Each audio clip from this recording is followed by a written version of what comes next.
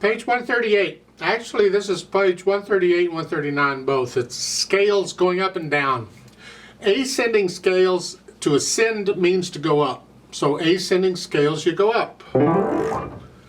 Descend means to go down. So you go down. That's it. End of lesson, girls and boys. Here we are. They're using different scales. They're using they're using the C scale in this one, but you can use any scale. And they're starting with the C, and they're doing the tetrachord things. John Thompson loves this too, and I hate it because it messed me up when I was trying to learn scales. I had to learn them by tetrachords. Yuck. I would prefer you do my scale video on C major. If you know the scale, then go ahead and do the 2-octave one. That gives you a little more room. Because what they're doing is starting down here, 2 ledger lines below us at C, and you're not using the little finger. Usually you would use, you don't use the thumbs, typically.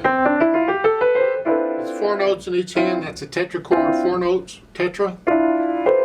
But here they're doing, using the thumbs, but not the little fingers. Okay, whatever. And then next one, just come up 1 key. And that's what they're doing here. You're going up, you're ascending up. And the scale itself is going up. You're double ascending, good grief. And then the last measure is just a C chord. You see those square brackets there in front of that C chord? That's just telling you, they bracketed the top 2 notes together and the bottom. That's just telling you to use the hands. The right hand does the top notes, 1/4, and then 2/4 for the bottom.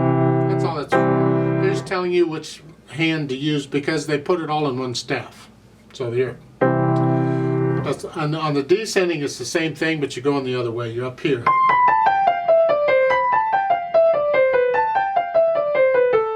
So forth until you get to the bottom. Again, the C chord, 2 notes and 2 notes.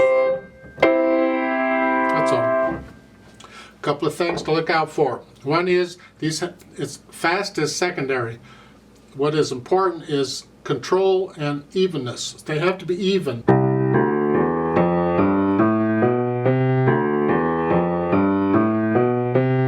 However fast you go, they got to be even.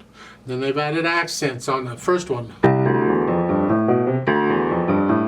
You lift up between the slurs. So you can hear that. Whatever.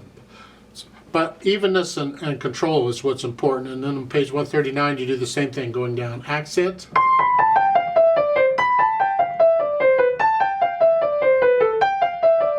So forth. Dynamic wise, you can do their dynamics if they want. They want a crescendo at the end, so you end up loud. There's not a lot of difference between sort of loud and loud. And I mean, on page 138, they don't give you anything to start. They don't tell you how loud to be. But because they did a medium loud on 139, then to me, that means you're probably going to start page 138 medium loud also. Maybe an error. They should have given you some hint as to how loud to be. But then at the end, you crescendo on up. To loud. The chord is loud, not the 8th notes. You get loud up to the chord. Here, that's loud, and the same thing on page 139. That's really about all I have to say about scales. I would prefer you use my scale videos for scales, because I talk about what to do with the wrists and the accents and the technique for it that I use.